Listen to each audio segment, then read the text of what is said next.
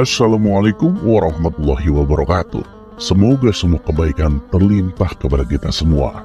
Amin ya rabbal alamin. Ada sebuah kisah menarik dari Abu Nawas ketika dirinya di awal-awal menjadi orang kepercayaan Baginda Raja. Sebagai orang baru di istana, ia pun tak bisa berbuat banyak. Lebih sering mengalah kepada siapapun yang mencoba mengganggunya. Diceritakan, awal pekerjaan Abu Nawas adalah menjadi penjual minyak wangi, yang setiap hari berkeliling pasar untuk menjajakan dagangannya. Abu Nawas terkenal di tengah masyarakat sebagai penjual minyak wangi yang lucu. Ia sering membuat lelucon yang membuat orang-orang merasa terhibur, terutama para pelanggannya. Ia banyak disukai orang karena pelayanannya yang baik dan juga kebaikan akhlak dan ketulusan hatinya. Suatu hari Raja Harun ar-Rasyid mendengar kabar tentang ketenaran Abu Nawas. Dan kebetulan juga ia membutuhkan seseorang yang menemaninya untuk menghibur di sela-sela waktu sibuknya. Maka Baginda Raja pun memerintahkan pengawal pribadinya untuk mengundang Abu Nawas datang ke istana. "Pengawal, coba kau cari yang namanya Abu Nawas, bawa ke sini menghadapku." Maka dengan sigap pergilah pengawal itu untuk mencari Abu Nawas di pasar. Dan singkat cerita, Abu Nawas pun datang menghadap Baginda Raja. "Kamu yang namanya Abu Nawas, mulai hari ini dan seterusnya, kamu nggak usah jualan keliling di pasar. Kamu akan bekerja di istanaku, memberikan minuman untuk para tamuku. Setelah itu, kamu duduk di sampingku dan menceritakan leluconmu untukku," titah Baginda Raja. "Baik Paduka yang mulia," jawab Abu Nawas dengan hati yang berbunga-bunga. Maka pulanglah Abu Nawas, dan ia menceritakan kabar gembira kepada istrinya bahwa ia akan menjadi pelayan istana. Dan keesokan harinya, Abu Nawas ke istana dengan mengenakan pakaian terbaiknya. Ia memasuki ruangan yang telah dipenuhi oleh para tamu sang raja. Abu Nawas memulai pekerjaannya membagikan minuman untuk tamu raja. Setelah itu ia duduk di samping Baginda Raja untuk menceritakan kisah-kisah leluconnya. Semua tamu undangan tertawa terbahak-bahak mendengar cerita Abu Nawas. Raja pun menjadi sangat terhibur. Dan ketika sudah menjelang sore, setelah menerima upah, maka Abu Nawas pulang ke rumahnya. Begitulah keadaan Abu Nawas untuk beberapa waktu yang cukup lama. Sampai suatu hari, sang pengawal pribadi Baginda Raja merasa cemburu akan kedekatan Abu Nawas dengan rajanya. Seperti biasa, setelah Abu Nawas menjalankan tugasnya sebagai pelayan istana, maka pulanglah ia ke rumah. Dan ternyata pengawal tersebut mengikutinya. Kemudian ia berkata, "Abu Nawas, aku ini kan pengawal pribadi Baginda Raja sudah lama. Aku hafal betul dengan semua sikap Baginda Raja. Nah, tadi waktu kamu bicara dengan Baginda Raja, aku melihat ada gelagat Baginda Raja yang aneh. Sepertinya Baginda Raja sangat terganggu dengan bau mulutmu." Abu Nawas pun terkejut, karena selama ini ia merasa tak punya bau mulut. Tapi sebagai orang baru di istana, ia pun menerimanya, dan kemudian bertanya kepadanya, "Oh begitu ya Tuan. Lalu apa yang harus aku lakukan agar Baginda Raja tidak terganggu dengan bau mulutku?" Si pengawal itu kemudian berkata, "Begini saja Abu Nawas, saat kamu bicara di depan Raja, sebaiknya kamu tutupi mulutmu dengan tangan."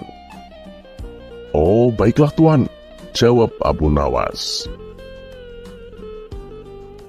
Ketika pagi telah tiba dan matahari mulai menampakkan sinarnya, pergilah Abu Nawas ke istana. Sebagaimana kebiasaannya, ia memberikan minum para tamu Baginda Raja, kemudian duduk di samping Baginda Raja. Abu Nawas melanjutkan tugasnya bercerita kisah-kisah yang lucu. Namun kali ini Abu Nawas bercerita sambil menutupi mulutnya dengan tangan. Melihat hal itu, Baginda Raja menjadi tersinggung. Begitu pula dengan para tamunya. Setelah Abu Nawas pulang, maka Baginda Raja berkata kepada pengawal pribadinya, "Pengawal, sikap Abu Nawas hari ini membuatku tersinggung. Apalagi ia lakukan di depan para tamu-tamuku." Si pengawal pribadinya membalas dengan memprovokasi, "Maaf Paduka, sebenarnya saya tahu kenapa Abu Nawas bicara dengan menutup mulutnya begitu. Tapi saya takut jika saya memberitahu Paduka, nanti Paduka akan memenggal kepala saya." Baginda Raja kemudian berkata, "Katakanlah yang sesungguhnya pengawal, aku jamin keamananmu." Pengawal itu kembali berkata, "Siap Paduka, katanya Abu Nawas sangat terganggu dengan bau mulut Paduka." Mendengar itu, Baginda Raja menjadi murka. "Kurang ajar, dia berani menghinaku." Dan esok paginya, seperti biasa, Abu Nawas datang ke istana untuk melakukan tugasnya. "Abu Nawas, hari ini kamu gak usah bercerita. Ada tugas lain untukmu. Sekarang juga berikan kado hadiah ini ke rumah Tuan Ali," titah Baginda Raja. "Baik Paduka yang mulia," jawab Abu Nawas. Ia pun lalu meninggalkan istana untuk mengantarkan kado hadiah tersebut. Ternyata pengawal yang dengki kepada Abu Nawas diam-diam mengikutinya. "Ya Abu Nawas, tunggu!" teriaknya sambil berlari mengejar Abu Nawas. "Kamu dapat tugas apa dari Baginda Raja?" tanya si pengawal. "Ini Tuan, saya disuruh mengantar kado hadiah ini ke rumah Tuan Ali," balas Abu Nawas. Aneh, padahal kemarin Baginda Raja murka dengan Abu Nawas. Kok sekarang Abu Nawas malah diberi kepercayaan untuk memberikan kado hadiah untuk Tuan Ali, pikir pengawal tersebut. "Sini Abu Nawas, biar aku saja yang mengantarnya. Untuk tugas seperti ini, aku kan lebih berhak daripada kamu," kata si pengawal sambil merebut paksa kado hadiah tersebut. Abu Nawas berusaha mencegahnya, tapi apalah daya, ia tak bisa melawan seniornya. Kemudian dengan langkah mantap penuh percaya diri, si pengawal itu pergi ke rumah Tuan Ali untuk memberikan kado hadiahnya.